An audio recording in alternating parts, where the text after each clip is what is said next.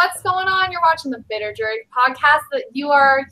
What are we doing today? We're going to be talking about the live feeds. This is episode 32. It's very exciting. You're here today with Kelly. And I'm Jacob. And I'm Shaun. And I'm Ryan.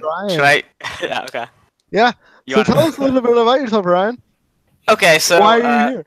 I'm a pretty big fan of the show. I've been watching since BB14 only, so people might look down on that. But I've been pretty up to date with feeds always since I've been watching.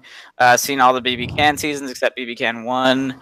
Like following every single feed update on Twitter. So pretty immersed. And yeah, I thought it'd be fun to come chat with you guys about it.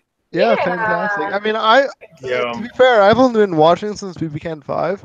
But yeah, I mean, I sort of after that amazing season, I sort of had to binge watch like regular BB 6 through 18. Oh wow, quickly. Yeah. Nice. Just because it was like amazing. Like BB Can 5 was my first experience in. Great intro. It was such a weird introduction to it because it was All Stars. It was the Canadian version, and it was great. But yeah, so don't feel bad about not having yeah, I feel better now. Yeah. And I've only been watching since 2 seasons before you, BB12. So it's like, and so I wouldn't say that it's that like you've been around for a while. Yeah. You've seen a few things, and you had Dan's second season, which was like spectacular. So you definitely have that under your belt, which is amazing. Yeah.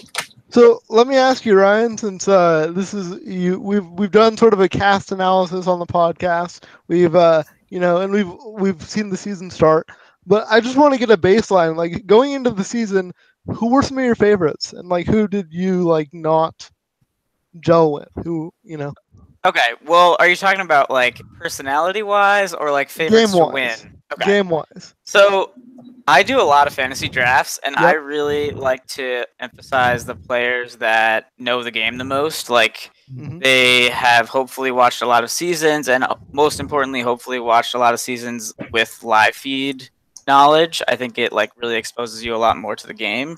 So my rankings usually just have like all of those players at the top. So this year, Tyler and Scotty were my top 2, just because they have by far the most, I feel like, exposure to that stuff, and I feel like they seem pretty intelligent overall. I was having a hard time choosing between those 2. I was a little worried about Tyler, so I ended up going with Scotty number 1. But Tyler seems like he's doing all right. Tyler's doing all right. Yeah. He's my pick to win. Yeah, me too. Right now he is too. I picked Scotty preseason, but and then Rachel had seen like every season and a few live feed seasons. And honestly, I had high hopes for Swaggy C too, because he had seen so many seasons too, and following Feed's Twitter. But we'll see how that goes. Yeah, those are definitely some of my favorites going in. Anybody that you were particularly concerned about going in? It seemed like Sam had like basically never seen Big Brother before, so I was a little like that. Just worries me a little bit. Obviously, the older people usually are a little worrying, but Steve had seen a lot, so I was like, oh, maybe he'll be okay. I didn't know how Angie would do, if she would really click with the cast, and she hadn't seen a lot either. But I usually do like the fitter, like attractive women and men, just because they usually find themselves in a decent alliance, and the pretty people alliance, right? And they can be taught a la Dimitri, or like I don't know. I can't think of a U.S. example off the top of my head, but I feel like Paul kind of fits in there. I mean, totally. He's pretty, and he did himself almost spectacularly. Yeah, how much he learned in his first season was very remarkable. In the second season, he was just an absolute beast, of course.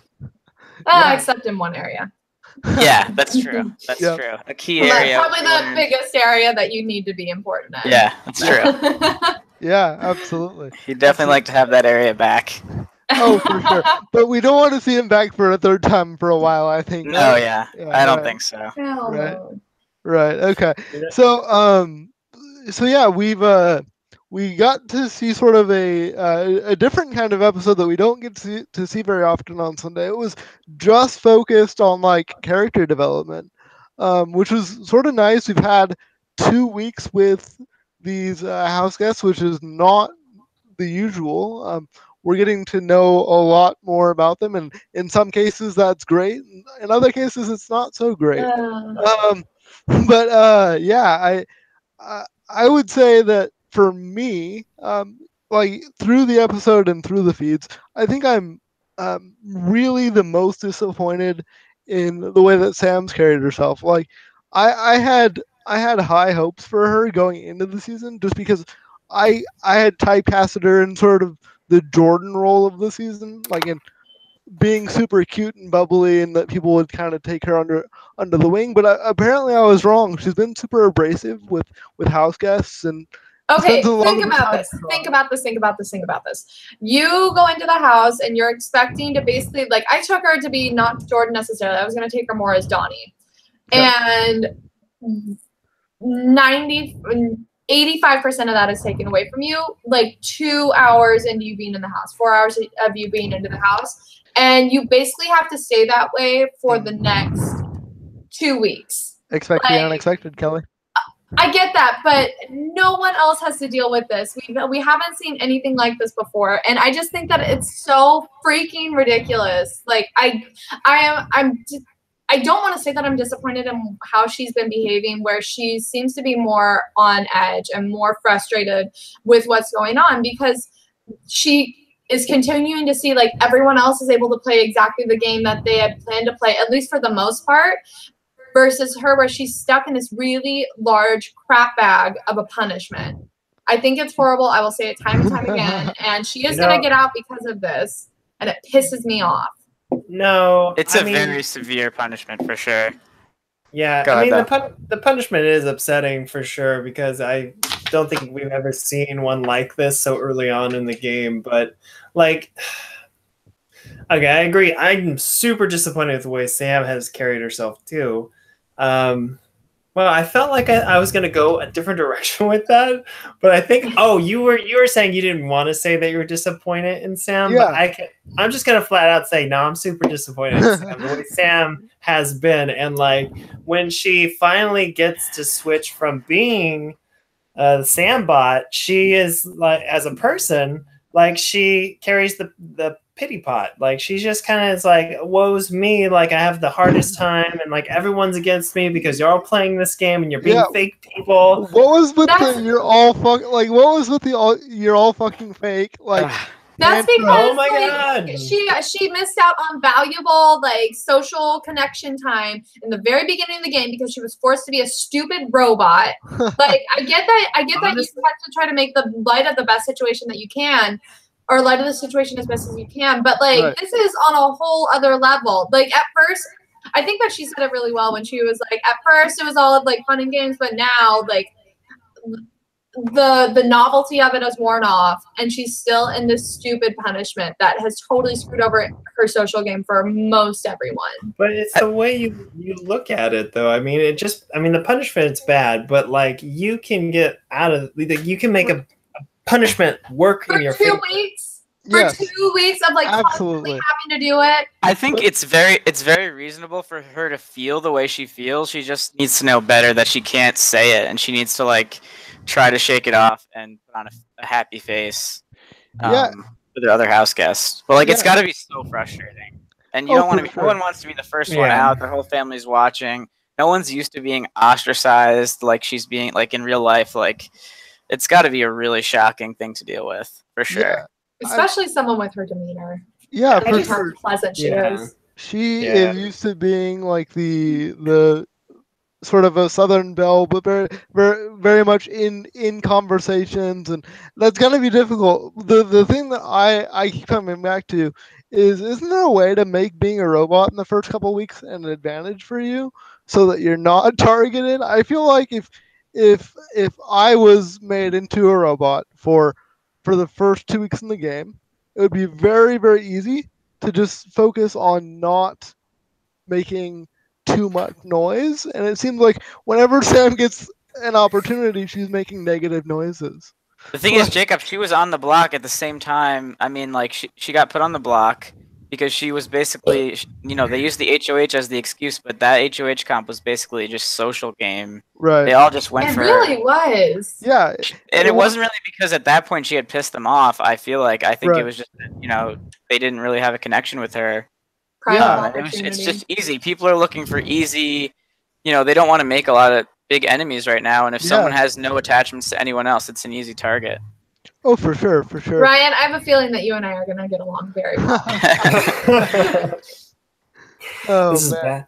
Well, okay. Well, so Sam set aside, she's definitely not working in her own favor the way she's behaving. I'm hoping that she turns that around. I mean, if anything, when she got the nominations for being the most popular player in Big Brother right now, that should have been or I hope she's able to take that as a sign, people like you, but stop twiddling your thumbs and pay attention to yourself. You need to, when you have JC being your ally and the honest player to you and everyone else can't say anything, you have a problem because it's JC. Man. He's so problematic. We'll get to him. For what it's worth, though, I do feel like Sam is doing a little better in the past few days. She's definitely done a little bit better. She's and getting a little more acclimated. I didn't mean to bag on her the whole time, but my expectation from her being the person that she is was that she would take the robot thing in stride, and I guess it surprised me that it affected her as much as it did. But moving on from Sam, because there's other people in the house. There is? Yeah. Oh my God. What? So we should probably talk about the biggest sort of takeaway from Sunday's episode. And I know this doesn't have any sort of chronological following to it, but what did you guys think of the BB App Store and what that's going to do to the game? I think it's really interesting that they don't explain what it is. And so the house guests are just as in the dark as we are, as the viewers, because we don't know what power we are giving the house guests, and the house guests just have to base it on the name of whatever it is and then the picture. So that's pretty interesting. I kind of wish that they would explain it more, but that's just more of a personal preference rather than anything else. Yeah, I kind of like the mystery aspect of it. And it gave something it gave us something to look forward to for the episode. I wanted to know exactly what the different powers and punishments were, and it was cool to sort of see that laid out. But I think this is a cool and unique twist. This is one of the very few, it seems like, in the recent seasons where it's not something that we've sort of seen before. Well, we kind of saw it. We saw it with last season with the Tree of Temptation. I mean, it's not the exact same thing, but because the house gets voted on. Yeah. Oh, yeah. And then they get to choose it. And also the Den of Temptation. Both the Tree of Temptation and the Den of Temptation are kind of similar. There's definitely a bigger twist to it where there's options, and then we don't know exactly what these options are. Right. I'm sorry. Go ahead. That's okay. I don't know what else I was going to say. I thought the difference, though, between the Tree Temptation and maybe the Den was that the tree, the players got to make that decision if they want to take it. It wasn't given to them by the viewers. Yeah, it's kind of like this one's kind of like America's Favorite Player dressed up in a different way to me, to be honest. Okay. Yeah. Or what was the one Alyssa kept winning every? Oh yeah. Most valuable player. They had to change. Most valuable player. Yeah. So. Yeah. I don't know. Yeah, that's true. I forgot about that. But what did you guys think of Swaggy C being so sure? Oh man, that it was so nice. It was so awesome. Nice. That he was. I can't tell how much of that's him putting on a show and actual disappointment, but it puts a smile on my face. Yeah, give me more Swaggy C. Yeah. Yeah, he reminds me of LeVar Ball. I don't know who that is. Or Vince McMahon or something. He's like this. Okay. He's this over the top, entertaining. I can't stop watching Swaggy. He's a train wreck. But it's so interesting to watch. because he's so full of himself. He's building his own brand, and I can't hate him for that. Like, we wouldn't be friends in real life, but it's great to watch. He's already talking about Amazing Race too. Good. Oh, I heard about that. Yeah. It's gonna be classic. He's gonna rebrand it Swaggy C on the Go. Called the Swag and Go. It was kind of nice how America actually gave the first blindside of the season. and that he didn't get the good or the bad. It would have been kind of funnier if he got the bad. But I mean, we can't have everything. Yeah, that was some good editing. That was a fun segment where he was like, "I'm gonna win this," and then he was just stunned, and they made him like sit in the room for like a minute. He could just sit in disappointment. Sulk there. He's giving he's really pandering to the live feeders. He gives like these crazy sort of self-motivation pep talks and it reminds me a little bit of Paris in BB20 6, where she would talk to the camera and tell people exactly what she thinks she was going to do. I think he's doing a little bit of the same thing, but I feel like he's really bad at managing himself. He so is. I think I remember him having a conversation with Tyler where Tyler was like, well, word on the street is that you're the leader of the other side. Yeah. And Swaggy C was like, I am, but... And it's just like, why would you say that? Why would How you does he not know better? Why? Yeah. I mean, for seeing so many episodes and being such a huge fan of this game, like, why would you admit that you are the leader to the other side? That makes you target number one. His ego's too big. It's an ego game for him. I feel like I really want him to rein it in a little bit, because he has natural charisma and the ability to sort of charm people into doing what he wants, sort of in like a Paul-ish way. Oh no, he's like Brian from BB10.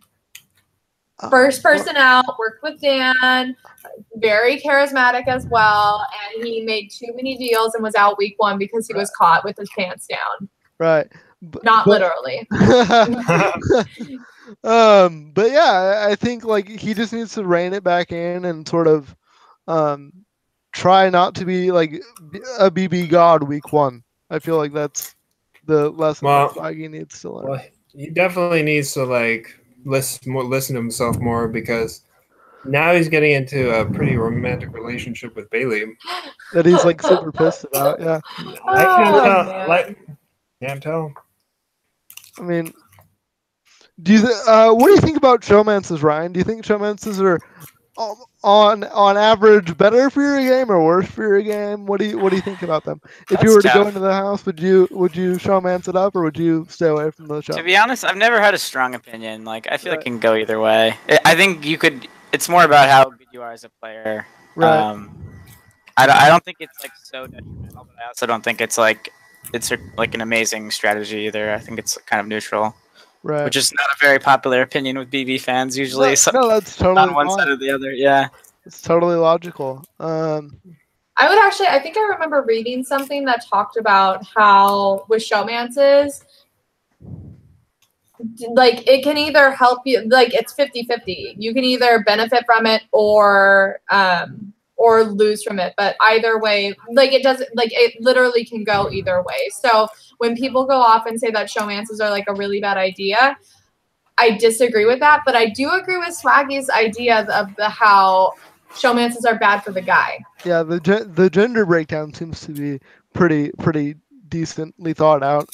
I think in this showmance, Bailey is hurt more. I think Swaggy's benefiting from Bailey's more reasonable attitude, and Bailey's just gonna get swallowed up by the Swaggy C black hole.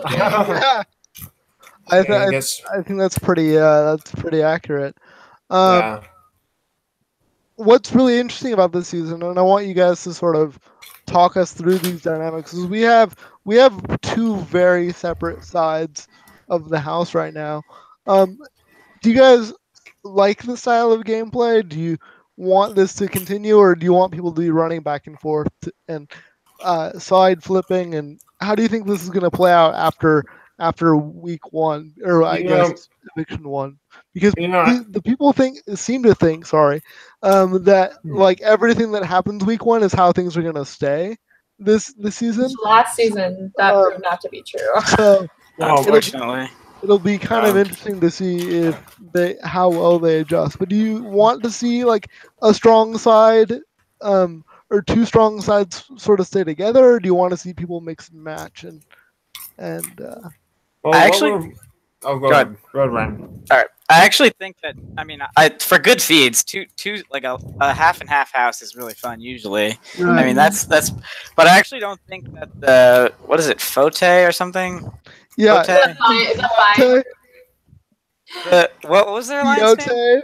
Yeah. Something like that. I don't really think that they're gonna. I don't think that they seem to have really that deep connections among those guys. So I can see that alliance crumbling. I don't like the other ones seem a lot more reasonably tight knit to me. Yeah. I think that they will have to, for them to be able to stay together, it's going to have where the power shifts back and forth week by week, because then they'll have a reason to stay together. Or even if the power stays with them for a couple weeks, as long as we don't see one side dominating the entire time, because then that's very, very boring, I'll be happy.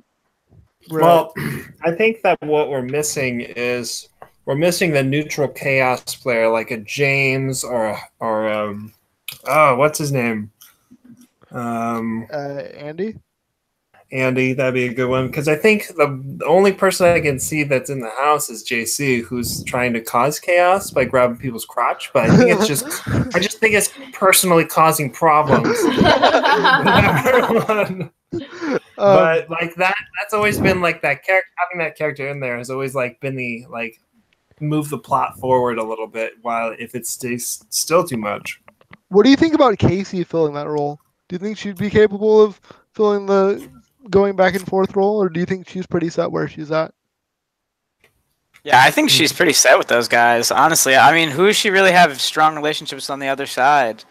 I think she's been spending a lot of time with the 6. She's pretty close with Tyler. Like, unless it was those 2 together, like turning on the other 4, I could see maybe. Casey and Tyler? Yeah.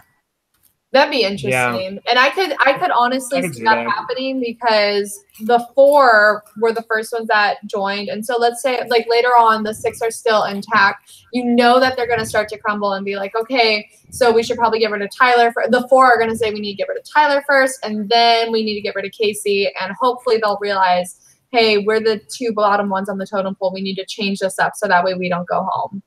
Yeah, I could definitely see that. Right. So something that I've sort of found a little bit confusing is what is Tyler's relation? What do you guys think Tyler's relationship is with Sam? I feel like we see one thing from him, and this is probably a testament to how well he's playing this game. He's sort of anti-Sam to the right people, and he's pro-Sam when he's talking to the right people. Where do you think him and Sam are at? Do you think he's sort of neutral, like he doesn't care if she goes? No. He totally, like, he likes her, and not like likes her. Right. He likes her. He wants her to last for a while. And I think that he's just being a really good game player when he's saying that he wants her to go to it's Swaggy C's side that wants her to go, right? Yep. He definitely, because like just the way that he treats her, it's so sweet and it seems very genuine. Yeah, it does. I genuinely don't see him being that malicious this early in the game to where he would be so cruel to the person who's been like kicked when she's down so early on. I'm pro. I actually think Tyler, he does like her obviously, like as a person, but I actually think Tyler really values her as an asset to his game right now too, because I think he thinks that he's her by far closest person. Right. And I actually think Sam isn't as trusting in Tyler as Tyler thinks. She had a talk with Scotty this morning, I think, where she was saying that Scotty was the one who talked to her the most when she was a robot in the first few days. And she made some comment about, Tyler, yeah, but I don't know, something like that. Interesting. Yeah, so I do think Tyler wants to protect Sam because he thinks that she's going to be like an ace up his sleeve, just to have. She's a vote, right? In his favor. Mm-hmm. Right. What do you guys think of Steve's development so far? Like, I had one opinion of Steve going after the first episode, and then it's changed a little bit. But I want to see what you guys kind of think about Steve as a player. Shaun, do you want to start? Do you have something that you want to say about him? Well, I was gonna say that I can't keep a straight face with Steve though. Like I was gonna kid about how he's doing so good, like he's playing this game really well, and like those glasses are keeping his poker face under control. But like honestly, that guy's a shady dude, and if I was in that house with him, I would just definitely get really like weird vibes. Like I'm not sure, not even like maybe that neighbor down the street that you see, and he's just like always sitting at his porch with the light above him. Like it's just a weird, like. What a strange picture. Yeah, he is a strange. Steve is strange. He's just a strange guy. I get what you're saying. I was totally like I loved Steve. What I saw from Steve on the first night of the feeds when he was making alliances with the bros, and because it sort of countered what the edit of him was in the first episode, which is like this super hardcore, I'm gonna stare everybody down guy. But then he has this really, really stupid argument with Scotty. Oh my god, we have to talk about this argument. I didn't hear about this. About the Ghost Rider movie. And like, I mean, it doesn't affect his game at all, but it just to have somebody defend Nicolas Cage's Ghost Rider, just he must not, because so Scotty goes up and says that Nicolas Cage was a really bad actor, right? In Ghost Rider, and Steve's argument is basically that the plot is really good. Yeah. And so, like, it just blows me away about how can you not differentiate between the actor who's doing the acting of it and like the plot, the plot of the movie. I almost wonder that, because it's about Ghost Rider who rides a motorcycle. I almost wonder if you replace the motorcycle with a Segway. Like, would Steve still hold that like value to that movie?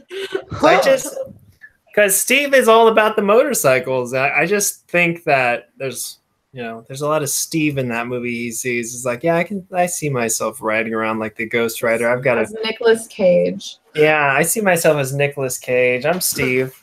So what do you guys think about that unlikely duo that the edit tried to give us in the Scotty and Steve camp till the end? I really liked it. Go ahead, Ryan. I'm sure you have more to say. I don't think it's that unlikely, just because they're both like sort of like the least likely to be able to bond with all these like supermodels that are in the house. Yeah, I thought it was kind of cool. Yeah, see them like getting close and having at least someone to be talking to on a daily basis. Yeah, and it's not like a pairing we usually see. We don't see the quirky nerdy guy team up with the older person in the cast very often, which is I think that they can kind of fly under the radar like that for a while. But yeah, absolutely. Yeah. Whoa. Wait, what about the God, what was his name? It was the mafia guy. Is he also from Boston? Kevin. Remember Kevin? Kevin. How could we forget? Yeah, Kevin. Yeah. He flew with the young kids for a while there. Everyone loved him. They thought his hair was like that's true. The new thing. Yeah, but I think it was just because Kevin was useless. They wanted to drag him to the end. They so did. It was less of that they liked Kevin and more that he just couldn't do anything. Because like Kevin creeped people out. Do you remember that? Like he. I get skeeved out by Kevin. Kevin and Steve would get along really well. I think they'd go to premiere parties together for sure. They probably will. Yeah, and if anything, Steve and Kevin have a lot in common. One, was like a drug, like I don't know if he's a drug dealer, but the other one was like DA is like, hey, we probably met a few times or talked about each other. I had a case file on you. No, like because Steve was a cop and Kevin definitely like there was some drug stuff that went on with him. Yeah. So they probably him his family. I love Kevin. Kevin was great for TV. Yeah. I do think Kevin was a little better at like having social conversations with younger people than I don't know if I see Steve really bonding with all these young people. I don't know. Ironic. It's ironic because Steve should be street smart, but he isn't. No. He's street smart with adults, like older adults. Yeah. You know, I wanna bring up Caitlin really quick. What's going on with her? Yeah. Yikes. Aura check. Ryan, I like your response. Can you tell us about that? Caitlin's a mess. She's I don't know. She's really jealous about Fessel, like hanging out with Haley. She seems like she's jealous when Brett hangs out with other girls, and she apparently is weird. She's in a 5-year relationship back home. Yeah, she's in a long-term relationship.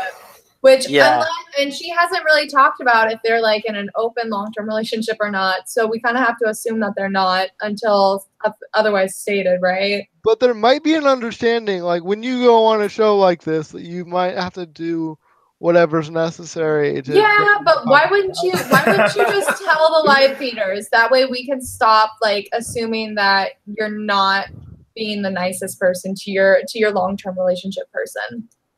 Or at least like confirm that you and your partner have talked about like the possibilities of what could and can't happen in the house. I don't know. Right. But it did seem like when the feeds came on, there was like some talk between Fessel and her about like, oh, you're treating me differently, and Fessel was like, well, we should, now, like something like that, you know. Like, oh snap! Yeah. Really? So it does seem like Caitlin was like, or Caitlin and Fessel were trying to like, you know, hide some things from the feeds. Oh. My goodness. I don't know if they did anything, but it sounded like they were trying to shut it down a little. Right. Would you say that they were getting fussy? Nice. Oh man. Nice. But I also heard that Fessel, like when when Haley was trying to sleep, like he's been acting really weird with her, like in a creepy way. Like he tried to pull her out of bed. Because she didn't want to lay down with him because she was sleeping. Okay, so this is the creepiest thing I think anybody could. Well, no, we'll get to the creepiest thing people can do, but like, it's coming. It's very, very creepy. Like he was like pacing like in the room, like watching her like not sleep in his bed. It was very, very creepy. Very, very much like sort of it reminded me of like a suspense movie where the girl's gonna die in 5 minutes. And oh my god! She doesn't get out of the room. But you know, I feel like that's probably not gonna like. Fessel seems like a nice guy. Maybe he's just kind of. All sociopaths seem like nice people until they kill you. Yeah, that's true. I do think Fessel seems very into Haley, so we'll see. We could turn into a Caleb and Amber reversed situation. Not reversed. Yeah, it would just be the regular, like another Caleb and Amber, and that would really, really suck. I hated seeing Amber's game sunk like that, and the fact that Caleb is still a pet of CBS's, that pisses me off to no end. I can't stand to see more of. I mean, I don't want to see any more of Caleb ever in any CBS production of anything. But CBS, you're tearing families apart. But we also have Haley and Tyler, like kind of showmancing, and then now Haley and Brett. Right. Damn, Haley. And I think Tyler likes Haley, and I think maybe Haley likes Brett. So we got all kinds of things going on. Yeah, and I feel like they should have a counselor on staff at CBS. It's a common problem. Counselors don't make good TV. No, they don't. And we also have the should we not showmance of Bailey and Swaggy too. That is like they keep going back and forth, but they each keep getting hurt feelings when the other person puts the brakes on. I think we're firmly in should we at this point with those two. Yeah, that's true. They're just not doing it right if you're having that much friction. Oh man. So with that, we should probably we should probably transition into what has been made for some really uncomfortable feeds, and that has been JC's behavior has been really, really toxic. I've been really surprised that we haven't heard more about it from the other house guests. And, from the other house guests. Okay. Yeah. And I mean, what I hope doesn't happen is that like all of the people that maybe don't understand how the twist works want to give JC like a punishment and make him trend in like a positive way because of his gross behavior. But I think Trump already like helped JC establish this. Oh man, that's what. God. Okay, so basically, like, if you haven't seen what's been going on, there's been multiple circumstances of JC going like three, I think, right now we have three. That's multiple. Ones. 1, 2, 3, multiple. Yeah. Like it's bad. Like the first two are bad. 3 makes it. 3 makes it multiple. 3 makes it a party. Oh man. So he has attempted to he's gone out and tried to either pull up girls' shirts to have them like show off their tits, or pull their pants down to have them show off their vulva, or he actually grabbed Tyler's balls. Yeah. And while Tyler was not looking, the girls were like massaging him after the veto competition, because I guess it was a really rough veto competition. And like he came up, saw what was going on, and then just grabbed his ball, like walked up and grabbed his balls. Tyler didn't see who it was, and he was like, "Who was that?" And it made him really uncomfortable. Like you could tell that he was uncomfortable. Right. But everyone else laughed. Right. And then go ahead. And then we have the situation yesterday where he like was going at people in their private areas with an ice cream scoop, which to me just seems like nobody's taught him the lesson of you don't touch what isn't yours without permission. It's very strange. I don't really know. It would seem to be that would be problematic. I know if I was in the house with somebody like that, I would probably say something, and I'm a little bit surprised that we haven't heard anything from the house guys, at least except Bailey. Except for Bailey, she was like, did she say something? She was like, "Hey, no," like because he went after her with the ice cream scoop, and she was like, "Hey, no, I'm not into that," and like he kept trying, he actually kept trying. Yeah, which is the problematic part. He doesn't have any understanding of boundaries, which is going to be really, really problematic for this season. I feel like. Oh man. Yeah, there was another one I watched live last night where he had like Rachel like pinned on the edge of a bed, so she was like gonna fall off the bed, and then he was just like feeling her up, and she was like not wanting to fall off the bed. It made me really uncomfortable. Yeah, and then she ended up having to like roll over him to like get onto the other side of the bed. It was just like it was brutal. Yeah. So I thought that was gonna be one of the 3 things you guys mentioned. So I didn't even hear about it. We have 4. We have 4 now. It's not good. It's really not good. So what? Son of a bitch. So how come CBS hasn't done anything, or do we think they have and he's just ignoring them, or no? Okay. There was a. Do you guys know about this Vegas person who was leaking things before? Yeah. So she tweeted that Tyler was asked about it in the DR, and he said it's not a big deal. I didn't feel uncomfortable at all. Why are you asking me about this? So it looks like they at least. It looks like they at least asked Tyler about it. But I mean, I think even if Tyler wasn't uncomfortable, it doesn't really change what happened. I mean, it's still extremely problematic. But assuming you trust Miss Vegas, it sounds like they did at least address it in the DR. Yeah. Vegas has yet to lie about what's been going on. Yeah, I think she's pretty good. I keep hearing.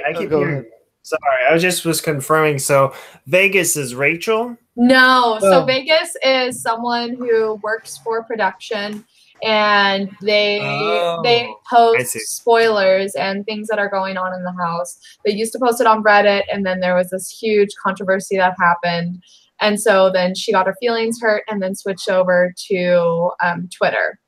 But and because she wanted to spite Reddit. But I mean, the spoilers are just going to be posted on Reddit, but that's a whole other conversation. We don't have to talk about that. Background on that. Yeah, and she leaked a lot of things before feeds came on, and like she leaked that Bailey and Swaggy were in a showmance, and like everything's been true. So it seems like she's definitely a legit source, and it seems like Hamster Watch thinks she's legit too. So yeah, and last year she came out last year by saying that Megan had been ejected from the game or self-evicted. And the mods on Reddit were like, no, I don't remember if they deleted it or not, but then they ended up reinstating it and being like, oh my God, you were so right. Like, we need to trust this person. Like, she came out in a huge way of being like really accurate about her information. Yeah, I missed her last year. I didn't even know about this until this year. But yeah, I didn't know about her at all until she had some controversy. It's amazing what controversy can do for you. Yeah, I guess so. So, JC, like, I just speaking of controversy, my question is like, will we see his game suffer because of his sexual antics? I hope so. In this house. I think it depends on how the girls really feel about it. Like, I guess there's some people who really aren't uncomfortable. I can't see how you would be not uncomfortable, but I almost wonder, as I agree with Ryan, but like, if they're not associating that with like sexual gratification, because JC is supposed to be gay and he's not supposed to be. But it doesn't matter. Right. I know. But what I'm trying to say is if they knew he was getting sexual gratification doing that, would they change their attitude about the situation? So my solution to that is, like, if this was Paul from last season doing the exact same things, would we have the same? No, it'd be a much bigger. It'd be a much bigger I think reaction. So too. Yeah. Like, people would not be okay with it, and that's why I'm not cool with this double standard that's going on. That it's like, okay, so let's say that if I'm straight and I go up and I start grabbing girls' breasts, like out of jokingly, like if I go and grab my best friend's breasts, like she's not gonna be okay with that, because that's not our thing, So it really pisses me off. So my whole thing is, like, your sexual orientation and your height shouldn't have any bearing on what is appropriate in in that sort of setting. Yeah. But I do think that his height also helps him with that, because he's shorter, he's adorable. Like, he can't be doing anything wrong because he's adorable. Right, exactly. Like, I mean, so many house guests have called him adorable. Steve calls him adorable. Everybody thinks that everything that he does is adorable, and I think it's just the internet that's sort of freaking out, which makes the situation a little bit weird. So I'm just wondering if, like, maybe he won't be trending, or maybe he'll be super trending and get an advantage on accident. That would really piss me off. The thing is, it hasn't made the show yet, and I do think in BBUS, the show-only watchers really influence the polls a lot on these things. So I think it really depends on how they edit it, whether it's going to affect the voting. And we're not going to see it edited in there at all unless it starts to affect the house guests. Because, like, with BB20 with Aaron and her, I mean, there was a lot of racism and a lot of horrible things that happened during that season. But with Aaron in particular, we did not see that until the house guests started talking about it and became a storyline. And I think that's what Grodner said about why they started to include it.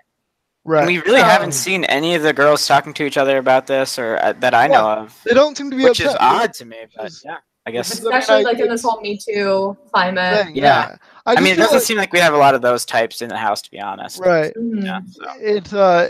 It would just seem to me that if you were going on a reality show, you would at least be aware enough to not potentially cause that sort of problem for yourself. But I think he's just sort of ignorant of the potential problems that he's going to face in the outside world. I feel like he's probably going to have an Aaron-esque interview. But his job is different than Aaron's job. Aaron's job was a model, and so like there's But he's still going to face backlash, I feel like, from the general public. I feel like he's probably going to get booed when he gets evicted.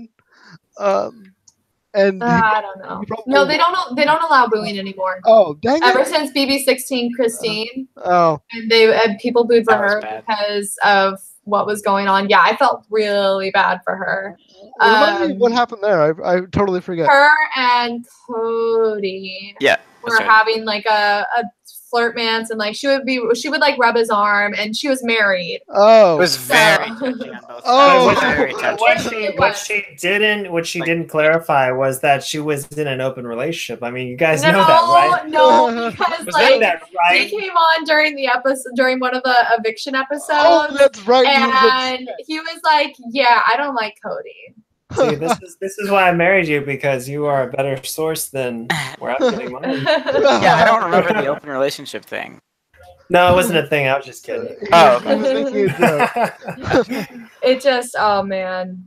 But yeah, so ever since then, there's no booing, so we're not going to be seeing any booing. So what do they do? Do they like screen people when they come into the audience? Like, hey, are you like for or against who's like these two people that are going to be nominated? Because you can't. There's no way to like stop everyone from not booing. Right. Yeah, I think that they. Go ahead, Brian. I was gonna say, I think just telling the audience like, you guys can't boo. You have to be like it's strong. It's strong enough where. Right. You know, you might have one or two stray boos, but generally the audience like listens to what they ask for. See, I feel like the stray boos are more. They have more of a sting to them than a general. Because you know, somewhere out there, somebody doesn't like you. And then like just one day they're gonna pop up, and it's like, where did they come from? Where did that boo come from? Versus like everyone. It's like, oh, they'll get them in the Twitter mentions after they get out of the house. Yeah. So yeah, I mean, what do you think? How do you think we're going to see dynamic shift? We haven't even talked about veto at all. We haven't talked about what happened with veto. My goodness, we've been on a tangent for a while. Let's see. So, veto competition was very grueling. It was. There's been a lot of complaints from the house guests about the veto competition and how intense it was. I know. We've heard people say that they didn't sign up to be on Fear Factor. And like, because it was like electric collars, snakes, right? Paintballs. This is the people. Man, I want to see this episode. I want to see this one. It's gonna be on Thursday. No, there's no episode Wednesday because it's the 4th of July. So it's on Thursday. So what are they doing, a double on Thursday or something? So they are doing the veto and eviction. And then we might see the HOH if it's an instant one, which it probably won't be. And then Friday will be a new episode of HOH and noms. Yeah. I did not realize that. So we got to be sure to watch the live feeds on the 4th because it's going to get crazy. Right. No, it's not. Oh wait, will it get? No, it won't get crazy quite yet. They get a party on the. They're doing like a party thing on the. Well, there will be a new HOH Thursday night, though, right? Thursday night, there should be. Yeah, so I mean, that's going to be, depending on who wins it, that's going to be the first like really high intensity moment I think we've seen on the feed so far. Right. Especially with this split house where we finally have like everyone competing for it. It's going to be zoppity. It's going to be great. So yeah, we see Fessel win this veto competition that's very intense. It sounded like he just did all the things. He was shocked by Chan Electric collars. He was hit in all the places by some paintballs. He grabbed like. Was this a point comp? It was like, from my understanding of it, it's like, what would you be willing to do to win this veto? So like, sort of in the vein of like, would you dye your hair for 5 points or whatever? Okay, so it is the point comp. I feel like it's like that. I might be wrong, but that's the impression I got. Did you say it's like a Klondike bar commercial? Because that's totally. Like, I would super watch Faisal get hit in the face with Klondike bar. You were gonna say a different body part. I'm trying to keep it PG-13. It's hard. Yeah. This is not a PG-13 podcast, but we try our best. Let's see. So Fessel wins, and there's very little discussion about whether the veto is going to be used. Mm-hmm. And yeah, we see the veto not being used, so the noms stay the same. So it's still Sam and Steve? Yeah. Sam and Steve. Sam has an advantage from the BB App Store. that allows her, I believe, to get evicted and then come back, right? The thing is, yeah. Yeah, you go ahead. You go ahead. Okay, You it gives you a chance to come back, which does not mean that you get to come back. It means all caps, chance. Yes, chance was like really big. So she's probably gonna have to have some type of a competition. Yeah, except not against other people. I think she's just gonna have to try to. I mean, they could send someone out. Didn't they do that for Cody or something? Who did they do that? It was. We don't really know what's gonna happen. Yeah. Maybe Sam will face her greatest fear, which is like going up against that robot. Yes, there we go. That'd be awesome. I love that idea. Yeah. Oh man. So there's a chance that she could come back into the game. I bet she will. I bet they're gonna give her a gimme. Yeah. After the crap that she's had to deal with, they better give her a gimme. Okay, but if she comes back, like I super expect her to come back. Like let this, like take that in and like use that as like fire in your belly, man. And don't be so sad. Right. So be so sad. So we have a 7-6 vote right now as it stands, I think, right? So with Sam going home. With Sam going home. So this with the sides sort of sticking, and who is the most likely to swing to change that? Do you guys think? I think it has to be Haley. Right. It's like the only person on Swaggy's side that's like the most close to people on the. But I don't know. Like, there's definitely people that I don't think Haley likes on that side too. So yeah, and Haley's really close to what's his name, Faisal. Yeah. So how do we remember? No, I just like. How do you know that Haley's like that? Because she's blim blam to me. just her interactions with like people in the house. Okay. Yeah, she's played a very quiet game so far, but she could potentially swing the vote if she wanted to. I feel like. Yeah, and then I saw Hamster Watch tweeted that Haley and Angie or /Rockstar were pitching Tyler to save Sam. Which I thought was interesting, but I wasn't watching feeds, but I was reading the BB updates tweets, and it sounded to me like they were not doing that. But so I didn't weird on the feeds, but I don't know what that's about. Yeah. I also we didn't really touch on the veto that much, but I just thought it was interesting that Tyler basically just told Swaggy's side that if they use it, that Bailey's going up. He told Bailey that she's going up if it's used. So that was really what. I think they really wanted to use the veto and try to get Angela or Winston on the block, but Tyler kind of took a stand there and was like, "That's not happening." Yeah, that's impressive. I mean, because like I think he picked his moment properly. Like he did the whole weeping, crying thing when he had to nominate people. That was nice. He took his moment to have a strong, you know what? You don't run this game. I'm the captain of the ship, and if you do that, your girlfriend is going home. So yeah, I think we even got a "This is my HOH," which is good to see. I'm the captain now. Yeah, that's refreshing after BB19 to hear those words. Yeah, it's also kind of nice that he didn't do the like, oh hey, yeah, I'll totally put up Winston or Angela, and then flip, and then actually put up Bailey, because that would have painted a huge target on his back. Totally. So I'm really glad that he didn't fall into that trap this early in the game. He's good. Tyler's very good. I'm so glad that I drafted him. Oh my god. Yeah, I have him in my draft too. Pretty excited about that. So my first pick, I believe, was Bailey. Oh, yikes. I'm now regretting that so much.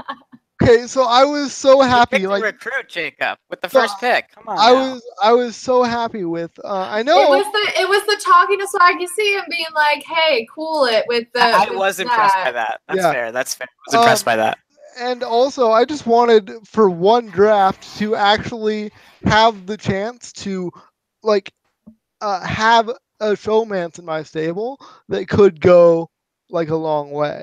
Oh, that's right. I forgot about that reason too. Because I also grabbed Swaggy before the other Kelly could, because I knew he wanted Swaggy very bad. Nobody was expecting me to pick Swaggy because I know you so talked bad about how much him. You hated him.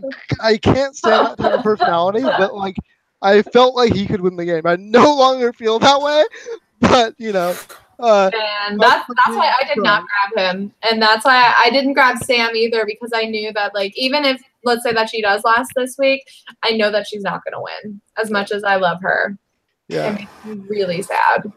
Yeah, I think she would really have to go under Tyler's wing and really listen to and maybe Scotty too, and listen to what they have to say, and maybe she could learn. But right now, she definitely doesn't have it in her yet. I think the problem you guys are having is that you have chosen all these house guests that are going to disappoint you. Like, I've chosen Brett. Like, there's no way. You didn't choose Brett. I did too. He's my dark horse. To you. You know what? He's my dark horse. No one else wanted it. He's the redheaded stepchild of the house. Like, we can. I mean, Ryan. He was your top 5, right? Winston. No, Brett. I actually right now have Brett 6. Yeah, wow. I still we've seen that archetype do really well. He seems like a smart guy. He's pretty funny. He's been telling jokes all day on the feeds, and I honestly think he's pretty funny. So I mean, he doesn't have that much BB experience, but there's not the list gets short after the first couple of picks. So right. So true. Well, you know what? Take the smart, really fit guy who's socially good. Yeah. See, Kelly, Brett, Ryan knows that Brett is a winner. I can see it. Okay, I genuinely do think that Brett was the better choice between Brett and Winston. Because Winston has been very, very, very, very paranoid since the feeds came on, and I was so disappointed to find out about that. I know that Kelly already said this, but I've never been so more disappointed in a pre-game to feed starting that short of a time span. Yeah, that was one house guest. That was a quick fall. Oh my god, it so was. But I grabbed him anyway because I had already called him my future husband, and I get the joke now. Yeah. So, but I if we had been watching the feeds for a tiny bit, and I could have seen how Brett and Winston were doing in the house on the feeds, I would have grabbed Brett between the two. Right. So, Shaun, I think you got a good pick. So sorry. Just my last thing is, Brett, he is the penis on top of my sundae, but it might not be such a bad sundae. I'm looking at it now, he's clean shaven, it's not weird shaped, it might be okay. Oh my goodness. It might be okay, but we'll see. We'll see. We don't know. We have no idea what STI he could have. Who knows? Fantastic. I totally forgot what I was gonna say, and it was good too, because I lost my train of thought when you said penis Sunday. Let's see. My goodness. I kind of derailed you on the vote talk because I wanted to go back to the veto really quick. So no, it's totally good. But we can talk about the vote really quick. Actually, we kind of talked about the vote. Yeah, we basically covered it. What was it? My goodness, it was. Anyway, does anything else that we haven't touched so far that you guys want to? Talk about? Do we talk about Scotty? Oh, not really. You can talk about Scotty if you want. All right, Scotty. He's inside the house, and you would not believe this, but he's a person, and he's in there. Yeah. I got nothing. Scotty's just in the house. He's just in the house, but I still believe. I mean, we saw Steve win, and I think that Scotty's more social than him, more athletic. I think Scotty can get in there. He's laying low. No one's looking at him right now. I think he's having a fine week 1. What'd you say? He reminds me more of Ian than Steve. Yeah, he definitely reminds me of Ian because he just I don't know. I don't want to describe him as a brat, but that's the best word that I can think of when I think about him. Just because he's very quiet and he's taking in a lot of information, and he's not, like you guys are saying, he's not really doing anything to make himself a target other than staying quiet in conversations. Right. I think that'll be his biggest downfall, is not speaking up enough.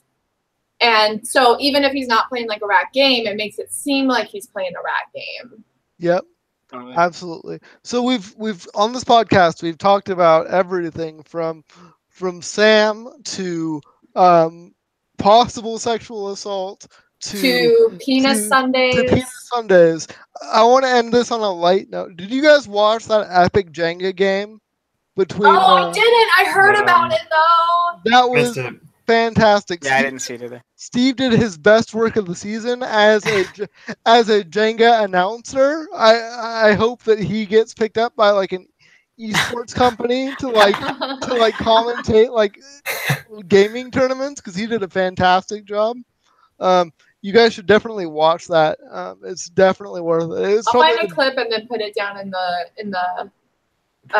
link below. It's definitely below. In the description below. There we go. Click that link.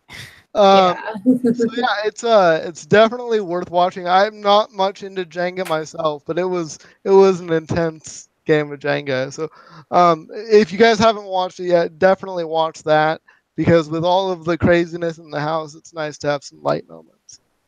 Absolutely. Is there anything else you guys want to add before we sign this thing off? I think I'm good. Yeah, I think Thursday's gonna be hype. Yeah. Oh yeah. Thursday, yeah. Absolutely. All right, guys. Save Sam. Oh yeah, save Sam, please. I know, right? Sam, I think save yourself. we've done the most that we can for her. We gave her the power. It's all up to her now. Yep. Now come back and do your best, and don't be so sad. I will say it sucks for Sam, because like she's in. I know that I said that a lot. Yeah. When they want to like get you out, they start to villainize you and dehumanize you. And so we see a lot of these comments that like Sam is cursing a lot. I genuinely don't think that she's cursing as much as people are saying that she is. Just because they're trying to create distance between her, so that way it'll be easier to vote her out. Right. And I know that's on a sad note. I don't want to end this on a sad note. Should we go back to the Jenga thing again? Yeah, Jenga was awesome, guys. Watch the Jenga clip. No, I'm gonna bring us back down. I had a traumatizing Jenga moment. When I played Jenga for the first time, it fell. I don't think it's supposed to do that. You're so ridiculous. Oh man! All right, so yeah, Thursday's gonna be hype, you guys. We're gonna have an eviction finally, and we will have a new HOH probably. So Sam is probably going. Yep, Sam is probably going. Tyler's gonna try to save her. He keeps telling Casey, we can do this. So we'll see. Yeah, I'm not so convinced. I hope that's true. We'll see what happens. They want to save the power. They don't want to burn it. Right. Between Sam and Steve, Sam is more interesting. Steve is definitely not well-rounded, except on his tum-tum. So does anybody not named Sam know what the power is? Did she tell Tyler? Yeah, Tyler knows. Tyler's heavily hinting to Casey that Sam's gonna be okay. Just trust me. I promise. Did Sam tell Tyler exactly what it was? Because Jacob, you thought that it was for sure. When we read it, it says chance. So did she tell Tyler, hey, I have a chance to come back? Or did she say, hey? I think Sam thinks it's for sure. Yeah. That's what I think. Sam doesn't realize that she. Oh, Sam. Yeah. Because that's my reading. Yeah, Sam was like, you don't have to worry about it. I'll be here. That's what I'm telling you. I can't tell you what it is, but you don't have to worry about the vote. I'm not going home. Yeah. So. You know what? I'm gonna read that this way: that Sam knew that there's a chance, but I'm hoping that a lot of that is her charisma saying, "I'm gonna start kicking ass." So I'm gonna read it that way. I'm gonna stay here because I'm gonna work my butt off to stay here and not need this power. That's what she's saying, right? Exactly. That's we haven't really seen that yet, but maybe she'll start campaigning one day. We can hope for it. We can hope for it. All right, guys. Okay. It's been a blast. We'll get back to it on Thursday. Thursday. Yeah. Wow. My goodness. All right. Yeah. Sounds good. Later. Later. Bye, guys.